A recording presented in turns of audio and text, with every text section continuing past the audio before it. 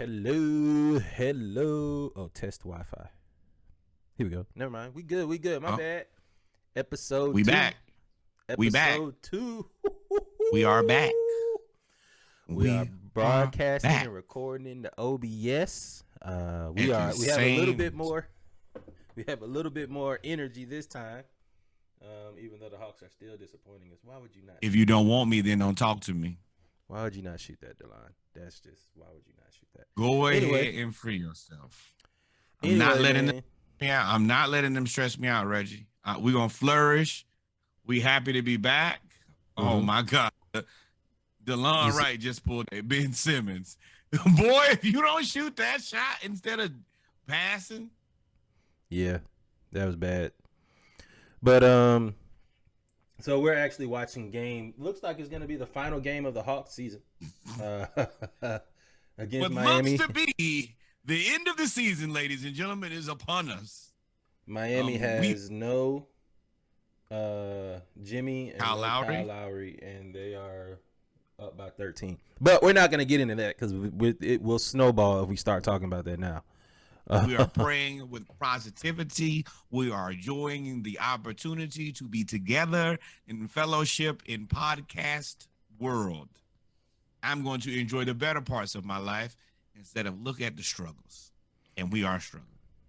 So with the pregame, man, we got a few things we're going to talk about as we get ready to go ahead and record the Around the League edition of the Splash Cast. See, and that's why we do the pregame to make sure that all of our devices are on silent. The spice of life. So, pregame. Hey, so everybody knows that the SEC, when it comes to football, college in general is like a drunken time. And when I say drunken, I say whatever your vice is. College is you get all your vices out of the way. College is a drunken time. I can't confirm that now that I have my degree and my parents know that I'm an adult, or at least attempt to sometimes. Yeah, it was a lot of drinking going on.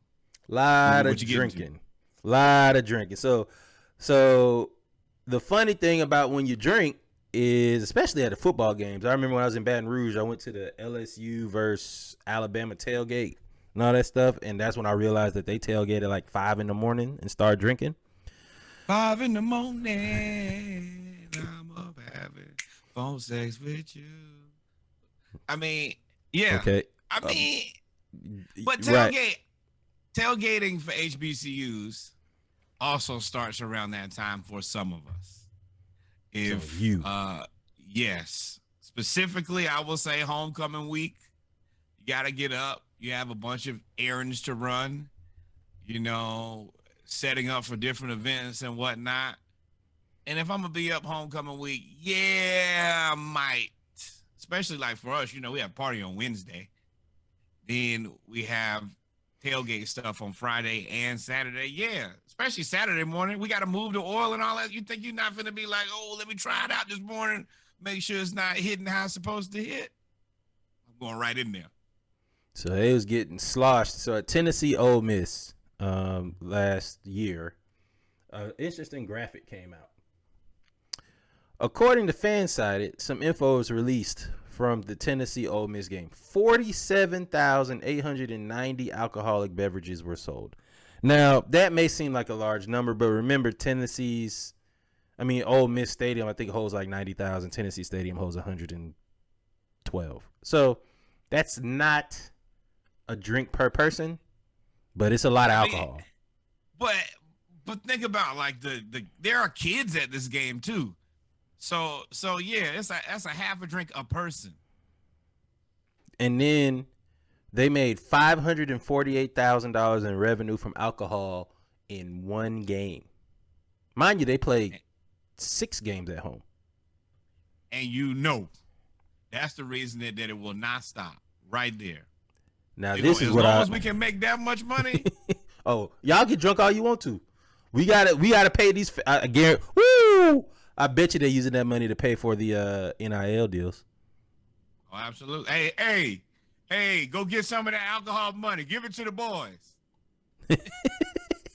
So, Hey, and then what I wanted to $70 to drink. Go ahead and get some of that alcohol money and just cash app them.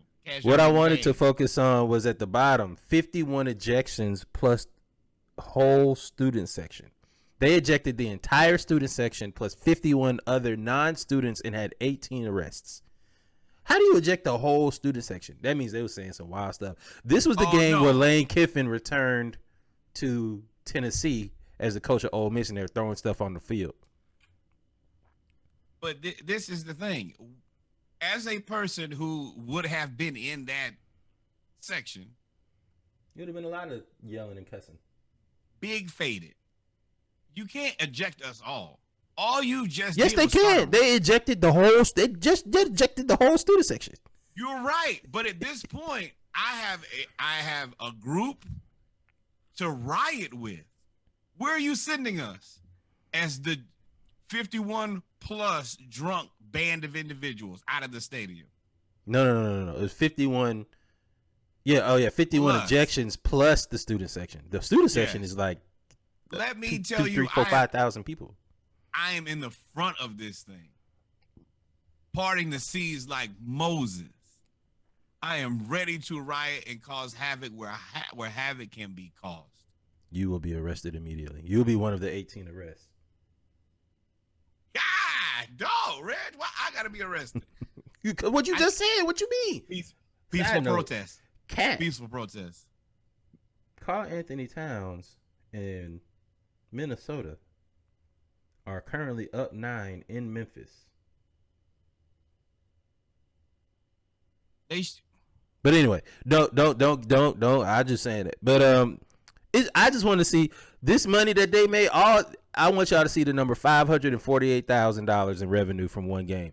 That number negates all these other numbers. 51 ejections, student sec. They don't care about that. That's gone. That's also not your biggest game of the season either. Nope. Still gotta play Florida. Still gotta play Mississippi. I mean, you still gotta play. Yeah, you gotta play Mississippi State. Well, this is in Tennessee, so theirs is Tennessee is Florida and Kentucky and Georgia. Yeah, Georgia. Yeah. So,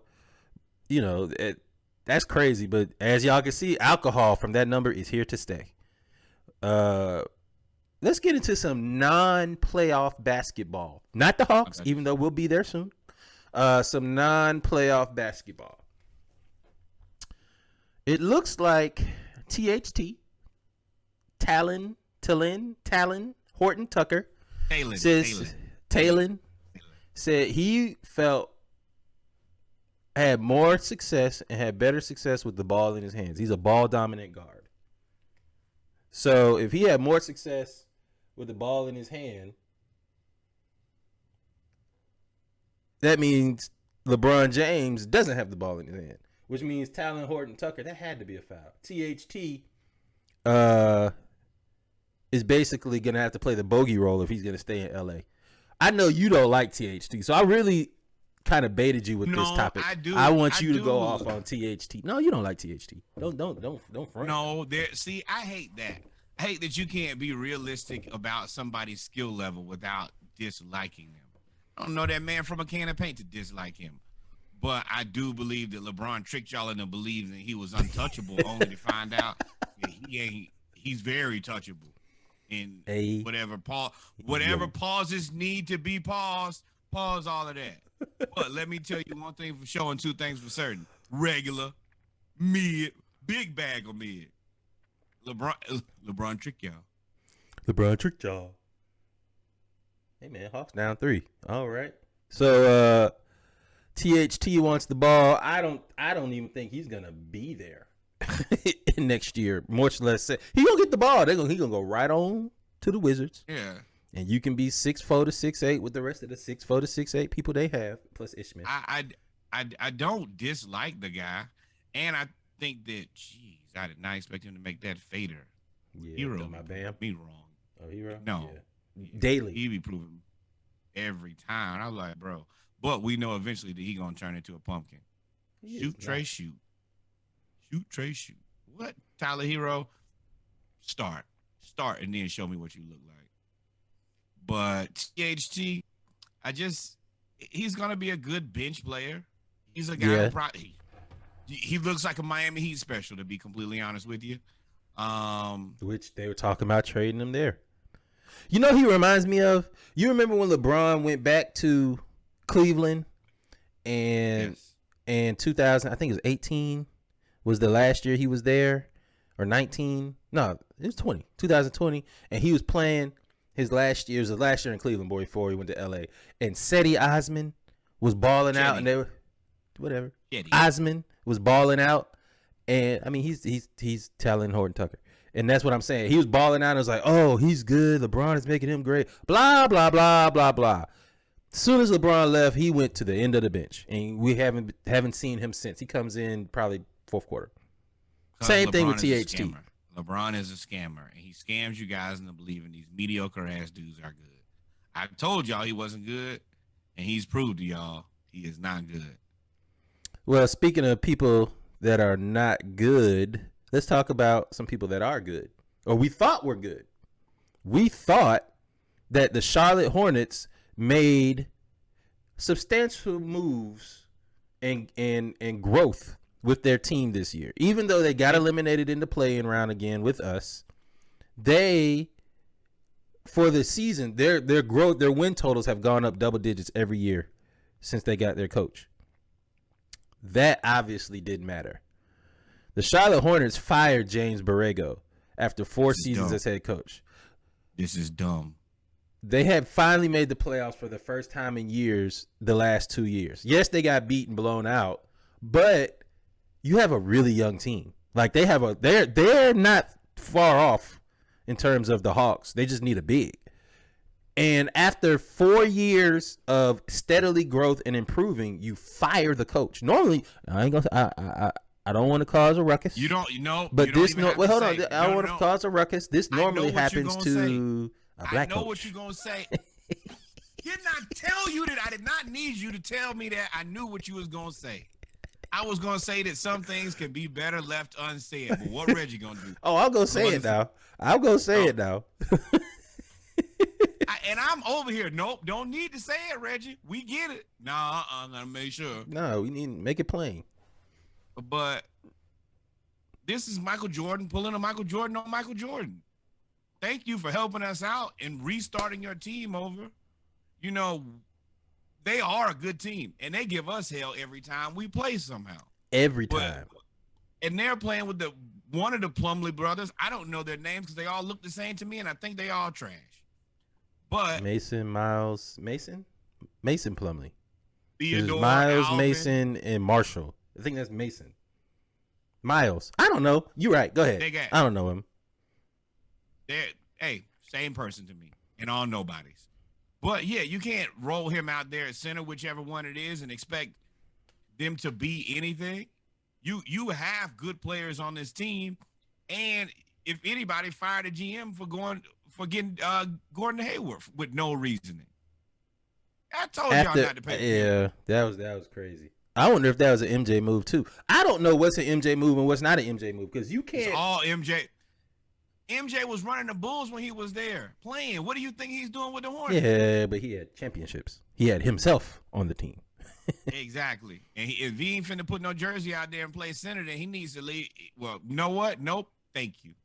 Thank you for helping eliminate yourself from the stresses that the Atlanta Hawks have, because we currently can't seem to get it together with the dude that we're paying $207 million to.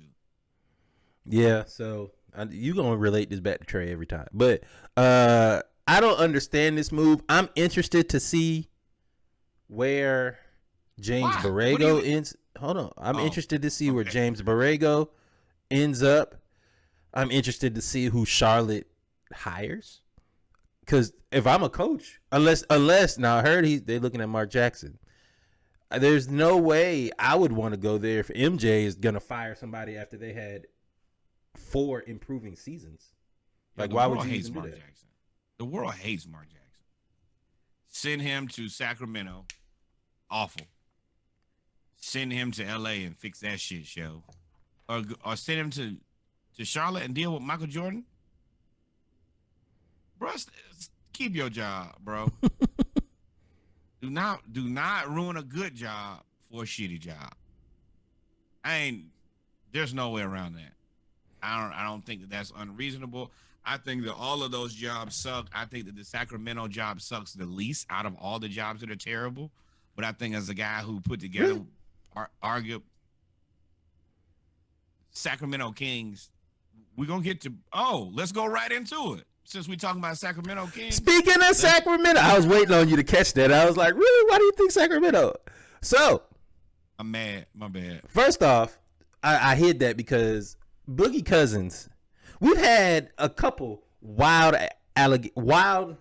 claims when it comes to the modern day big man. And they both from these Kentucky centers.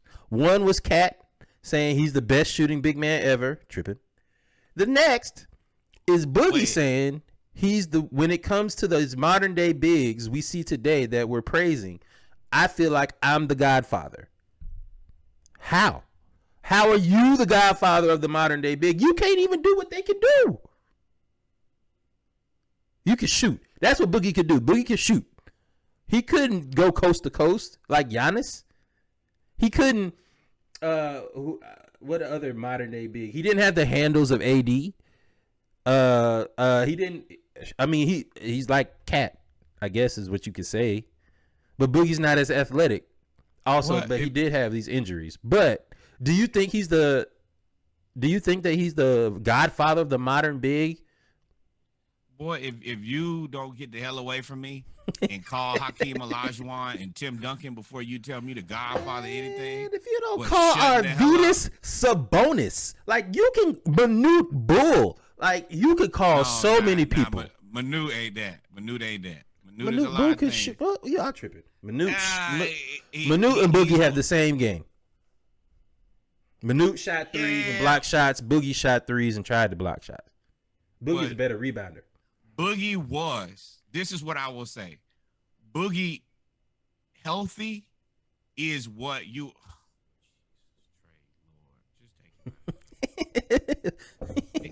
Take him out. The nerve to want to trade John Collins and keep. Yes, what Boogie could have been is Boogie could have been what you the ideal or prototypical center, because he has that anger, he has that nastiness, he has that aggression that you only see from guys from last, like the Shaquille O'Neal era. But he's a hybrid where he can shoot the ball, he can pass the ball, he got a decent handle, he can do that. So prototypical, he could pass. Yes. He's not the Godfather though. No. You're prototypical, not the first guy to do it. You're not the first nor the best. You're just a guy. That's true. But Boogie he made some more news with these claims. Boogie said he doesn't have any love for Sacramento. He said, "What did they do for me besides draft me? Say my name on draft day. I did more for them than they did for me. I had 7 coaches in 7 years." George Karl responds, "Well, they paid you approximately $50 million and gave you the opportunity to play professional basketball for a living." Excuse me. Hold Go on. ahead. Hold on 1 second. George, I don't care to know your middle name, Carl. You're an idiot. This is one of the stupidest things I've ever heard in my life. You paid him $50 million, sure, but everybody was gonna pay him $50 million. He was the number 1 pick. And gave him the opportunity to play professional basketball. You did not give him that opportunity. His parents gave him that opportunity by making him that big, that fast, and that strong.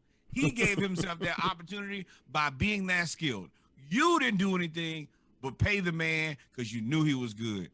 I really, really, really, really hate when you have teams, specifically teams that are going to be owned by white owners who sit up here and tell you that they gave you the opportunity. Well, let me tell you what, everybody else in the NBA would have gave them the opportunity to you, jackass.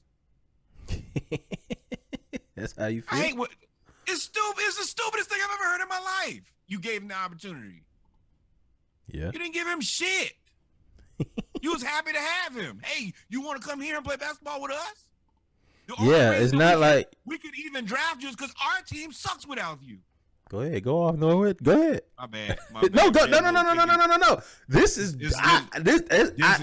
there are certain topics that when we discuss in our production meeting and you get real passionate about, I'll be like, oh, I'm gonna introduce this and I'm gonna let him go off. Just put the lighter fluid on the grill and light a match and walk off. Yeah, man. First of all, George Carl, you're a sucker just in general. You've been a Boogie hater for a long time. And I don't have too much else to say to George Carl. I'm really not the biggest fan of him. I think he's a chump overall and in general. Yeah. And I'm with Boogie. Boogie, I wasn't with you on the first one. On this one, I'm doubling down. Me and Jay Boog. I got you. But so, ladies and gentlemen, we have come to the end of the pregame. I hope you liked it. Reggie done got me turned up. Hey, Hey, no, what you think about this? Boy, this is classless. No, what I'm saying. We are now gonna get into episode 53, the Around the League edition. Y'all make sure y'all stay tuned. Appreciate y'all.